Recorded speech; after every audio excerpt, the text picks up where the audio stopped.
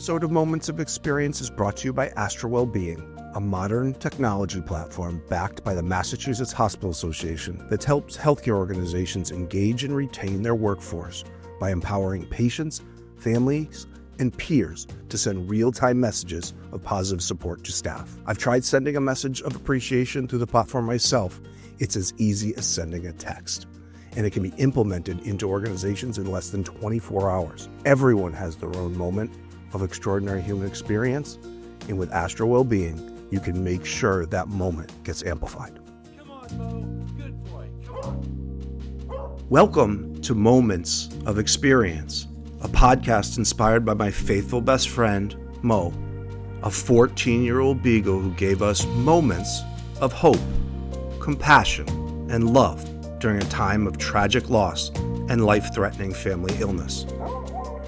I'm your host, Jeffrey Smith, and I invite you to join me for powerful, uplifting, and sometimes even challenging conversations with some of the world's leading innovators in employee, patient, caregiver, and human experience. Together, we dive into the meaningful moments that shape us, move us, and inspire us to pursue our purpose in life. I'm glad you chose to join us as we explore the big and small moments that bring meaning to our lives and connect us to our true calling. So welcome to Moments of Experience, sponsored by Astra Wellbeing. I am so excited for this conversation. When we start the show, I introduce my guest in my own words because I don't read canned bios. I think they're boring. And in this one, this is probably going to be the most diverse introduction I've ever done because your background and experiences, Aaron, are absolutely amazing. So to introduce my guest, Aaron Tabacco, he's an executive coach, an educator, a nurse, a musician, a restaurateur, and a qualitative scientist that leads with hope through presence and connection on the highest levels.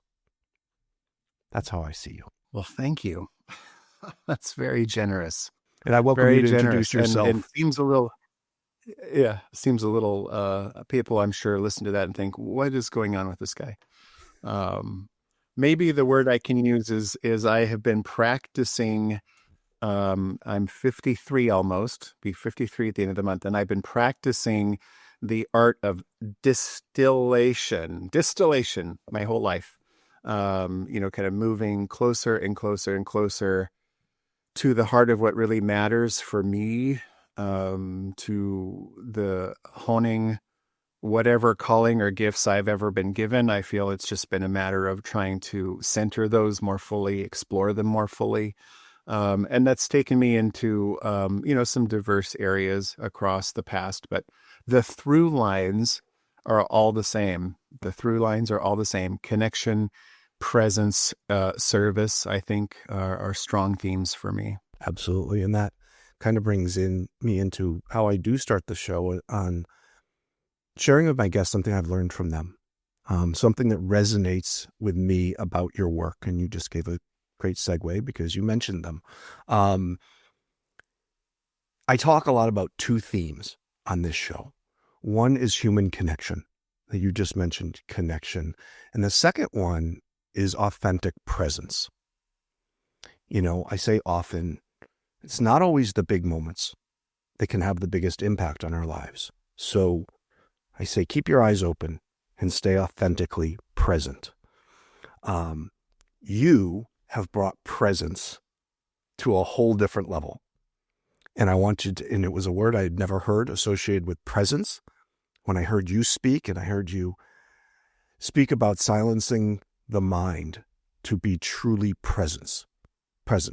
And the term you use is quantum presence. So that's something I learned very much from you, something I had never heard before. I'd like to share, with the audience, just your thoughts on quantum presence and your research and your work on distilling that presence down to this level. Wow. Okay. Well, thank you. This is a phrase that has come into being in my world in the last few years, this idea of quantum presence. I think it's anchored in just a lifetime for me of learning to, like most of us, try to do a good job of being present in a moment for oneself or for others. And my whole career has been a practice in that. Like I said, so whether it was early in life as a restaurateur, where I grew up in the restaurant world, it was very safe and familiar. I was pretty decent at that vocationally. It made a lot of sense to do that. And so, but what I learned really early on in all those years was how people respond to someone whose job is to listen to them in some capacity, even in the most casual capacities. And I found, whether I was, waiting tables or behind a bar or running the restaurant myself, whether it was, public customers or my employees, etc., that just the fact that you're identified as someone who has to listen often can mean that people will tell you things. I kind of joke about this, but I'm usually the person who I will have random conversations with strangers with, who will say to me at some point, I have no idea why I am telling you all of this. And it's some huge thing they're experiencing in their lives. And I've really come to embrace that. For me, on my own personal journey of life, I have had to learn what it really means to be present for myself and others.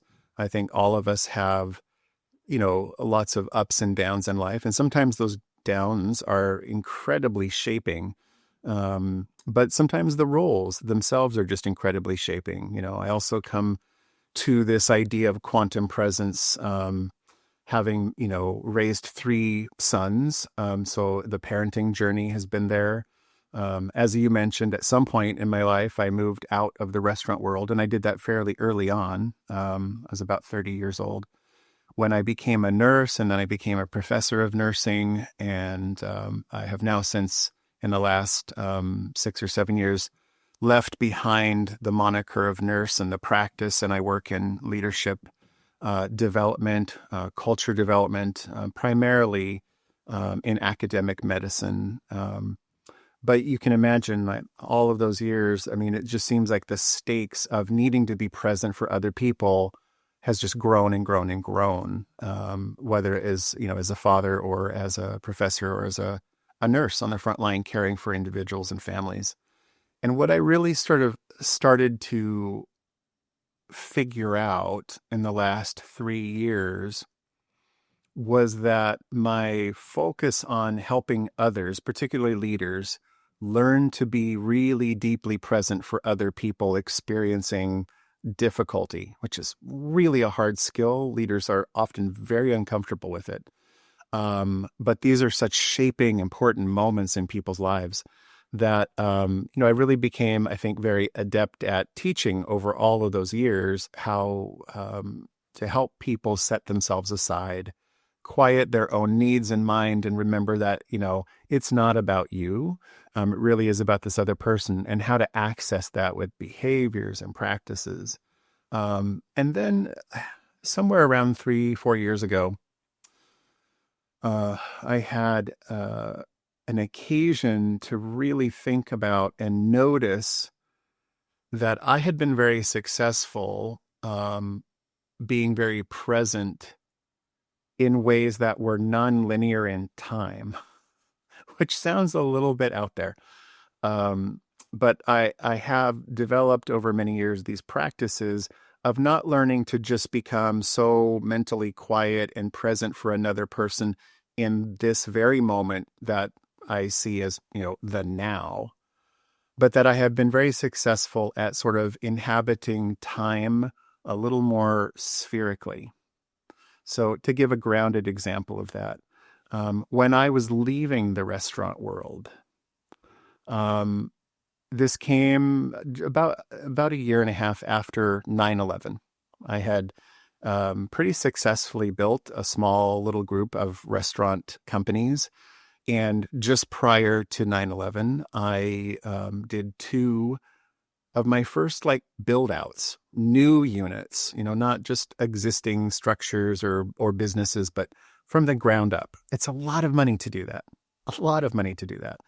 But it was a good time. I was kind of being labeled like a golden child, kind of a prodigy in this world. So people had a lot of confidence in me. I had a lot of self-confidence. Hadn't yet learned the difference between can and should. Some of those big life lessons. But we did these really big build outs, took on a lot of capital overhead, launched the businesses, and found the economy rapidly changing. So after a year and a half of that, I ended up in a position where I just had to decide. It was sort of life or death, really, honestly. I had become so overwhelmed, so overworked, and so overstressed. I had a 3rd child on the way nearly, and wouldn't see my kids awake for 2 or 3 days at a time, and really questioning what was happening. And I felt so much obligation, to my private group of family shareholders who had helped invest and make all of this happen. I felt like there was no way out. I didn't know what to do with all of this, and what made sense was to just go dark and walk away, shelter the losses and figure it out. But I could not see a future beyond that. Were I to do that, I had zero understanding of what my life would be. And at one point, late at night in my office, after a 15-hour workday, I'm sure, I really broke down. And I was like, I have no idea if life will ever be good for me again. Like, what is that? And so I did a thing that I just had never really occurred to me before. But I sort of reached out in that emotional desperation to some future Aaron. And I'm like, I don't know where you are, but I need you like right now to show up for me and tell me exactly that this is going to look different. Like, I just need to see and hear from you, someone who's on the other side. I don't even need to hear that it's all good. I just need to hear that there's something beyond this moment. And I opened up my computer screen and I just sort of dictated out, random sentences as if I were giving my body over to future Aaron. And, just populated this one simple little page and got to the end. And it was very cathartic. I felt better. I didn't necessarily feel great, but I felt like, oh, okay, well, even just doing that little, I thought about it as like a reflective exercise. I thought, oh, even just having prompted myself to do that and allowed myself to be present for myself fully, conjuring this fictional future Aaron that I just feel better. And, of course, I just saved it and I don't remember what it said off the top of my head, but, it wasn't predicting the future. It was just speaking an emotional truth to me, and it made me feel better. So saved the file. Years and probably 2 hard drive transfers later, it was about 5 or 6 years later. At that point, I had gone through nursing school. I had been accepted to a PhD program. I mean, my life was radically different than it had been, 6 years prior. But I had just purchased a new home. The kids were doing great. Life felt okay. And in transferring this, doing this hard drive transfer, I happened to see this file. I'm like, oh, that's right. I completely had forgotten about it. And so I thought, I wonder what it says. And I opened it up and I just read through it. And Jeff, it was really, truly a sort of very out of this world moment. As I was reading the words, that I had written 6 years earlier, it literally was my present voice. I could feel my present self then, like absolutely communicating the emotional truth that was written in that letter. And I had this moment of inhabiting both places in time.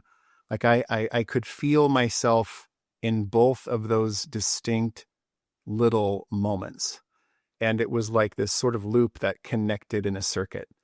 And that, I mean, this is just one of several experiences kind of dealing with past and future in my life that helped me figure out that, oh, I actually have developed a practice of this idea.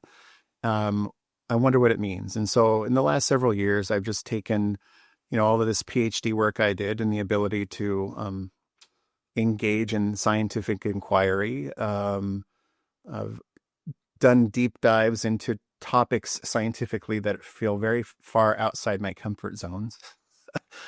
Quantum physics, a relatively new discipline called quantum biology, which is a little mind-blowing in and of itself. But I've really just come to a place, to simplify all of this, of understanding that our sensory experience of what we think time is, right, based on our biology, is of this linear thing. That's how we perceive it because of how our biology has evolved in concert with this principle of the universe. Just like our ability to see light and color, is grounded in our eyeballs. We don't see the way other creatures do. We don't see ultraviolet, but we know it exists because we can wear those fun little glasses and we can see ultraviolet rays and all of those kind of things. So I feel that from a perspective of time, it's kind of a very similar sensory experience. So I don't know, I'm kind of rambling at this point, but really I've come to a place of encapsulating these ideas and teaching other people that the doorway to a higher order of presence is learning to really be quiet and fully internally present in the now. And once you finally start to feel comfortable with that, you don't have to master it because I haven't, but there is more available to us. And the ability for us to inhabit time more spherically and reach out to ourselves at different points in our existence for wisdom and connection and understanding, I think is a very real thing. And I've been practicing teaching that now to other people as well in my coaching practice, just in my personal life, in my professional realm. So that is a long-winded description of this idea. Well, I didn't think quantum presence would be a short description because that seems pretty deep.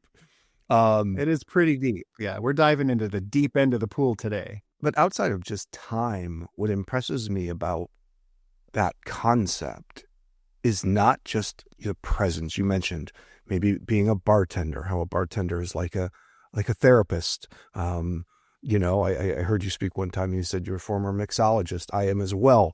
So I have been that person that's been the listener on the other side of the bar as well. And I think what's important that I took the most from your description of quantum presence was the practice of being present for ourselves. Because I think when I think of presence, I think of me being present for somebody else. But there's a certain amount of wisdom in your moment to step back and say, I need to be present for me right now. And I need to know that this might not be perfect down the line, but it's going to be different. So I appreciate that. Yeah, and it really is very true in teaching presence. If you think about what we need nurses to be at the highest level of whatever the term nurse conjures in the minds of all of those who might be listening, right? There are probably a lot of ideas around altruism, healing presence, wisdom, service, lots of really noble and good things. And so having been in a position for a very long time with people bringing those altruistic values in who want to learn to be a nurse, I just had to develop a lot of skill as an educator when early on they show up and they think it's all about doing, right? The questions of first semester, second semester nursing students is, how do I how do I insert the catheter? How do I start the IV? How do I check the blood sugar? It's all about the doing, the doing, the doing. But really, those of us who are experts in nursing understand that while the doing is very important, it's the being and the way we inhabit the spaces and the relationships and the circumstances with other people as sometimes a steward of the space or as a partner in their health journey is really profound, right? Because we interface with people in healthcare where the stakes are very high. These are life and death, their beginnings, their endings, their transitions, their uncertainties, their dire diagnoses, their hopeful interventions. I mean, it really is like humanity playing out right in front of you every day. And that's really where I began. When my nursing students mid-second semester, beginning of third semester, would show up in my office, if they were in tears about something, it was about the being. Like I experienced the death of a patient and I'm utterly overwhelmed. Or I was involved in a birth and the birth experience was not going very well. And there was a lot of panic and they assigned me to take care of some of the family members in the room, and they were asking me a million questions and I didn't know what to say. And it wasn't about the knowledge. It was about how do I convey comfort? And what you said just a moment ago was the beginning of that journey with them as practitioners of presence. It's like, well, the only way for you to actually access being fully present for another human being is first to have been comfortable being present for yourself. Because you have to be so adept at knowing you, having been present and witnessing your own difficulties and your own fears and your own losses to be able to set that aside in service to another person. Right? To not raise your self-orientation with your own need for comfort in a moment when someone is coming to you for comfort. And really that translates outwardly into all the work I do with leaders, regardless of their discipline or their industry. If they're struggling with concepts of being present in their lives, in their organizations, in their families, for themselves, we dial it back and start with the presence for self. Because that really is the doorway. And the quantum presence is just moving beyond that doorway to being present for ourselves in a much larger scope, to be thinking about, gosh, the decisions I make now affect me and others decades from now. It's not just about me. It is still about a much larger sort of quantum universe. And whatever I'm doing isn't just about me. It ripples outward. So yeah, I think that you're right. It's you really have to learn to be present for yourself, to be present for others.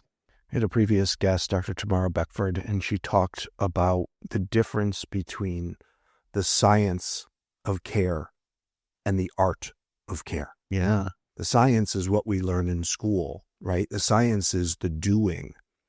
And nobody gets into the healing arts, whether physician, nurse, whatever the case may be, because they aren't purposeful, because they're not wanting to serve others.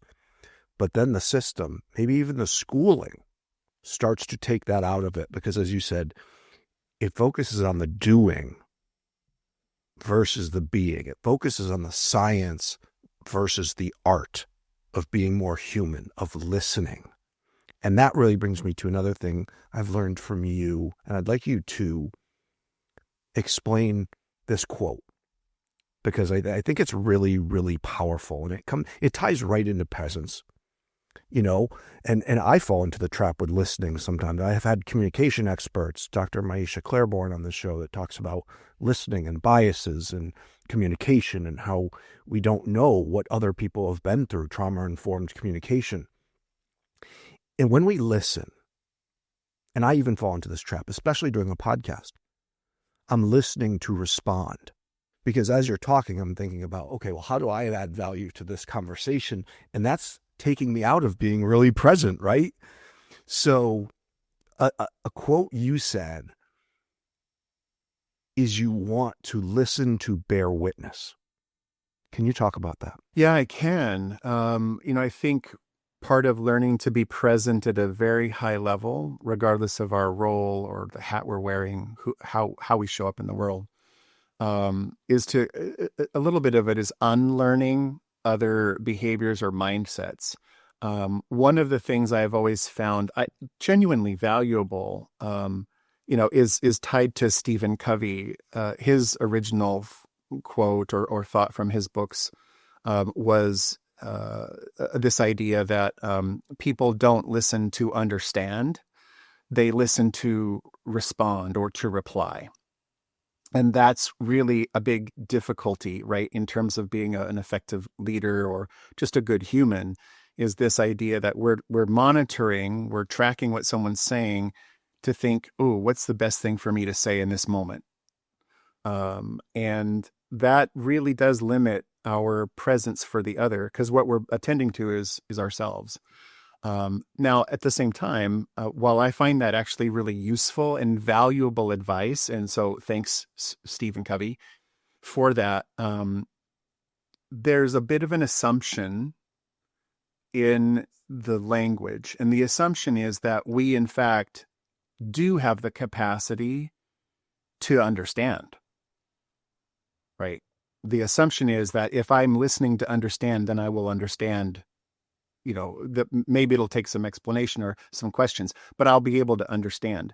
And I'm not going to play communications semantics here around this, but I will say from like a deeply human, a lot of my PhD work was informed by phenomenology, these philosophies of the interpretation of what it means to be a human in the universe and in time. And can we ever really truly understand another human being's experience? I don't know the degree to which 100% understanding is really even possible. And in many, many, many circumstances, hoping for maybe even 50% of an understanding of another human's lived experience is maybe aspirational. But when we're also trying hard to understand something, we might actually be missing what we can bring to the other individual. And where I think we can add to what Stephen taught is that, if we can set aside the need or even the illusion of understanding, we can listen to bear witness to another human being in their experience.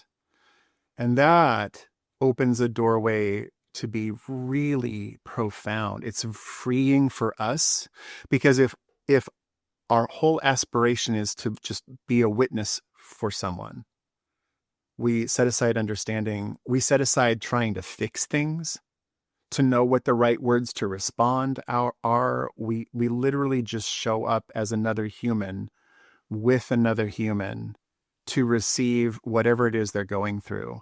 And I'm forgetting the researcher's name, is a very prominent grief researcher. But part of his observation through his research was that that humans all grieve loss. We experience loss and grief like a fingerprint. It's all very different. It's very unique. It's very individualized. But what is the same among all of us is we have a need to have our grief witnessed. And so that's kind of where that ties in for me, and a lot of it obviously came from nursing, where there was a lot of grief and a lot of, kind of the heaviness or the darker aspects of being a human being. But I think it applies to all of these things. Even when someone is experiencing joy, can we just be a witness to that for them? Or do we make it about us? I don't know. It's a challenge. It's a practice for sure. I take it to my business because I had the privilege of working for over a decade with one of the world's leading researchers on people, performance, team dynamic, and engagement at work.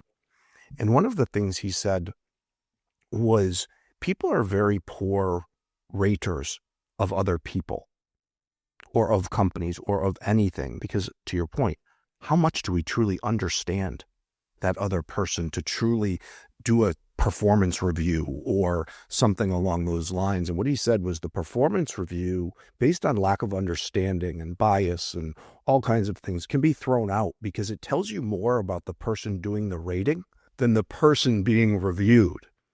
So it takes you to that understanding, right? So that understanding part is making a pretty large assumption that we know what we don't know about. I have one of the world's leading experts on compassion in healthcare was my first guest, 𝗞𝗲𝗍𝗶𝗀𝗀𝗃𝗃, who's one of my close friends now.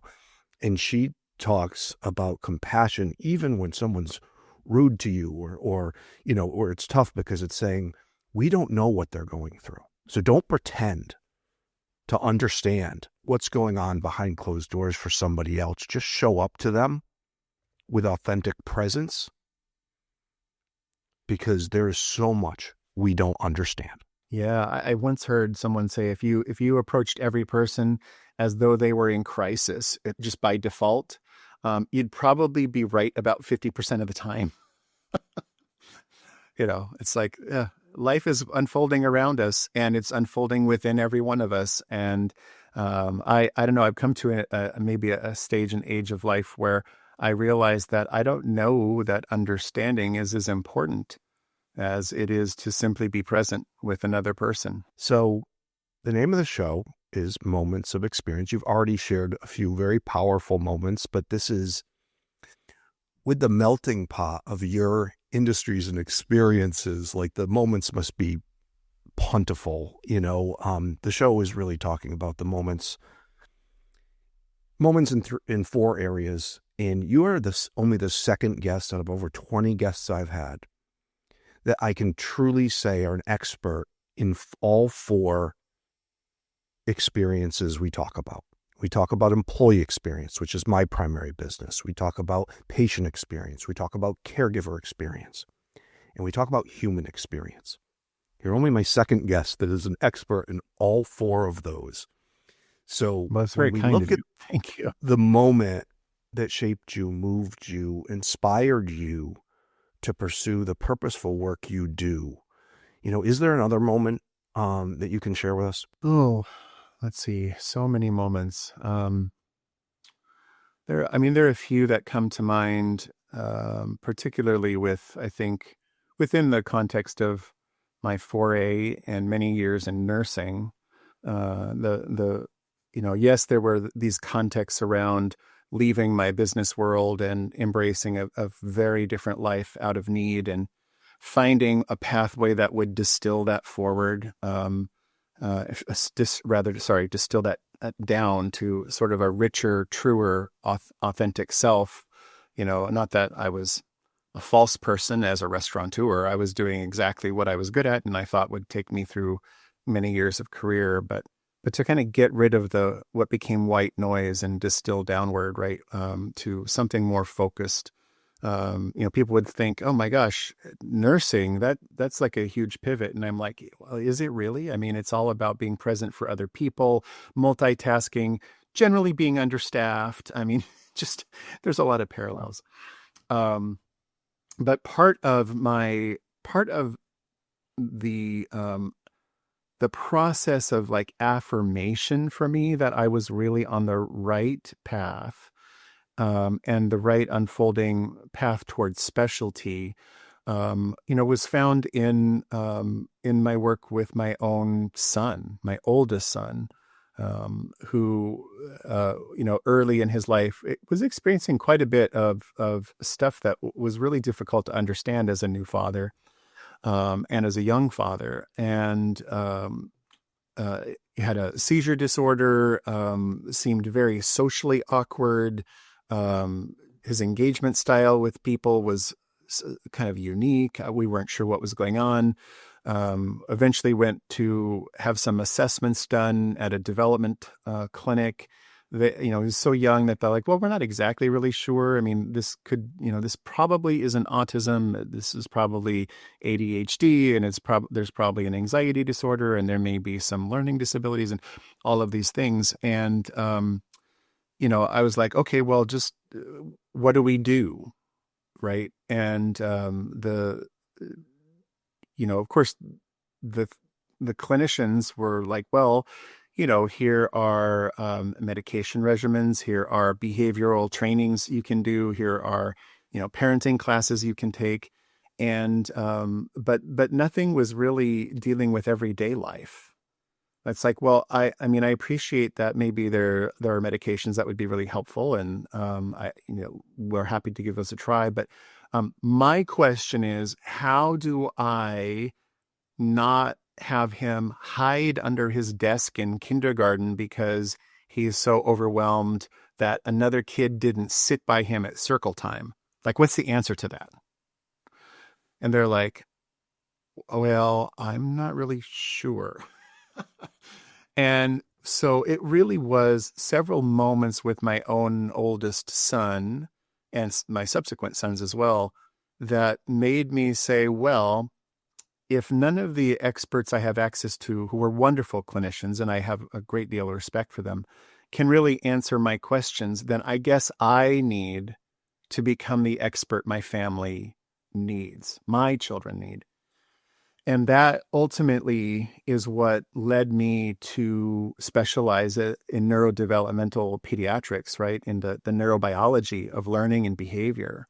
That it was those very specific moments with my own son, just not being able to navigate the world and me feeling like I can't help him.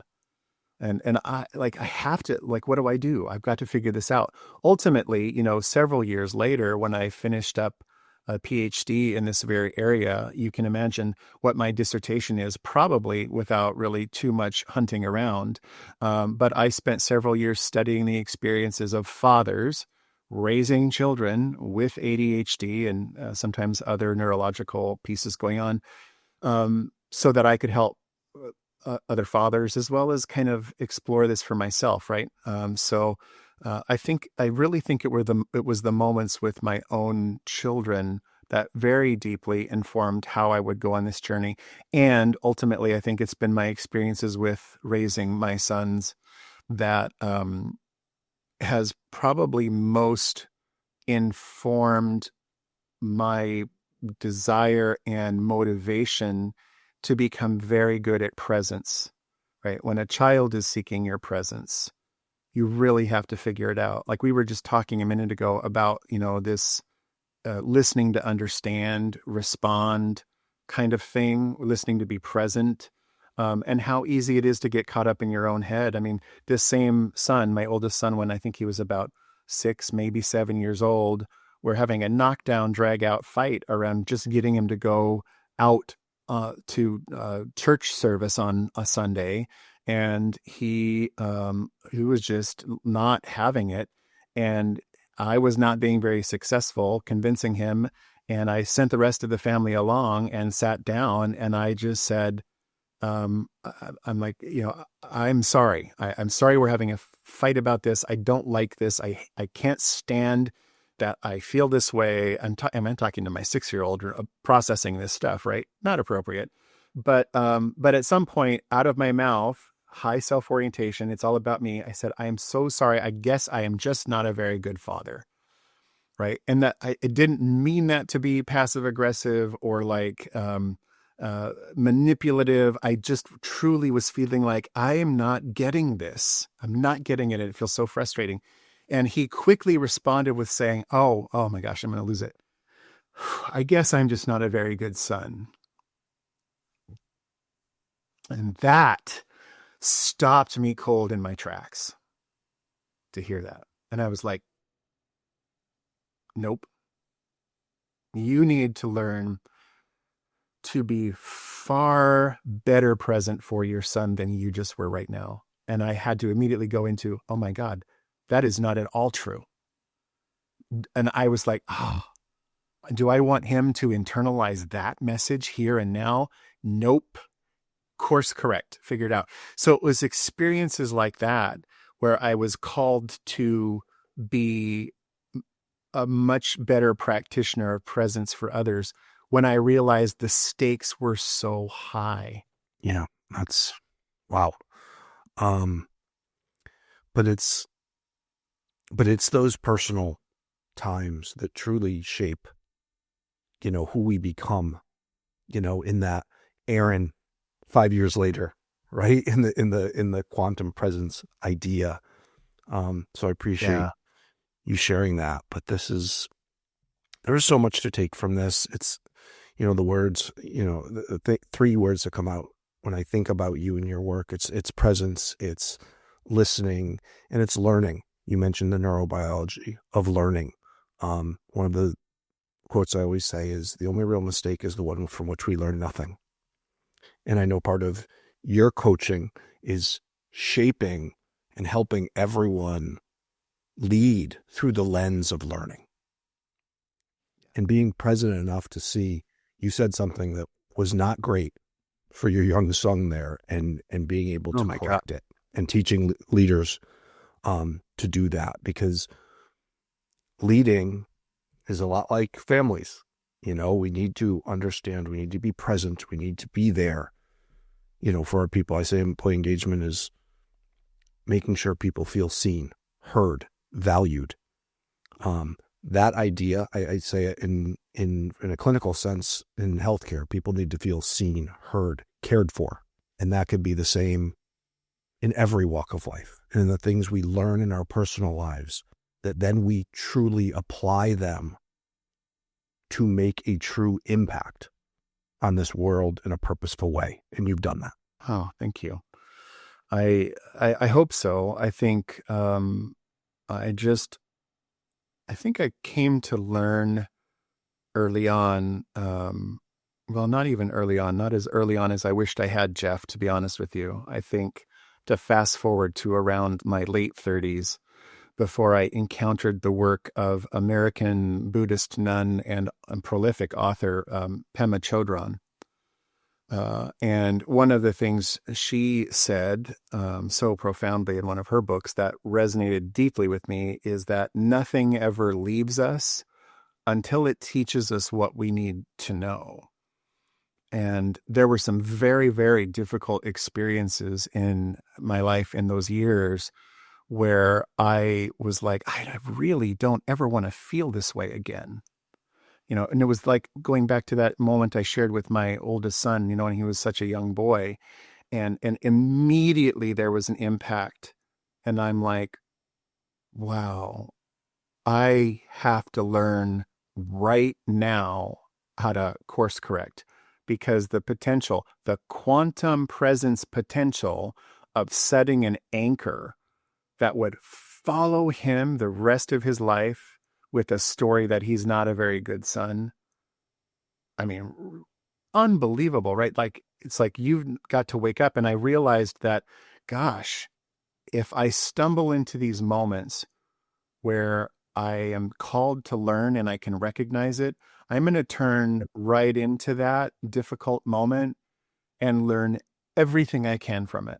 Because I do not want to have the quantum experience of that thing coming up over and over and over again. So, wow. So thank you so much for your time. I truly appreciate it. I've learned so much from you, and I continue to follow your work, and hope in the future we can collaborate more together. But I just want to thank you for your honesty in your stories, because they're truly inspiring. Well, thank you. I've so enjoyed the chance to meet you and talk with you.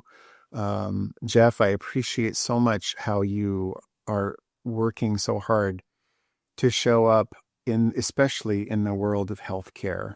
Our clinicians, our staff who support research, healthcare practice, every individual involved in care, from our environmental services and housekeeping, food services, to chief medical officers and chief nursing officers, so desperately need to be seen and heard and valued, especially in the present day. We've been through so much as a culture and as a globe, that the work you're doing is absolutely high value, so needed. So thank you, and for the kind invitation of to come on your show. Yeah, and when you think about it, you think about being recognized for great presence, being recognized for great human connection. To go back to this, for our healthcare workers, I tell the story often of the food service employee that sang to my wife, that uplifted her mood before difficult procedures and things along those lines.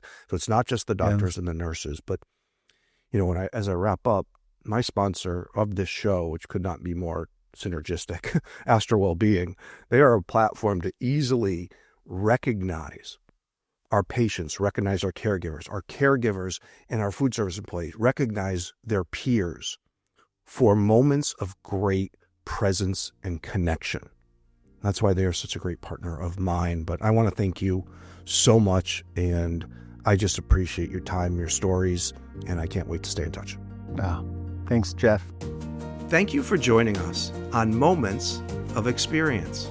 I hope today's conversation touched your heart and inspired you to reflect on the impactful moments in your own life. Remember, it's the seemingly small moments that often hold the most significant power to shape our lives and the lives of those around us. So keep your eyes open and do your best to be authentically present. If you enjoyed today's episode, please consider subscribing, leaving a review, or sharing it with someone who might benefit from our discussions. Until next time, I'm Jeffrey Smith, reminding you to cherish the moments that bring hope, connection, and purpose to your journey.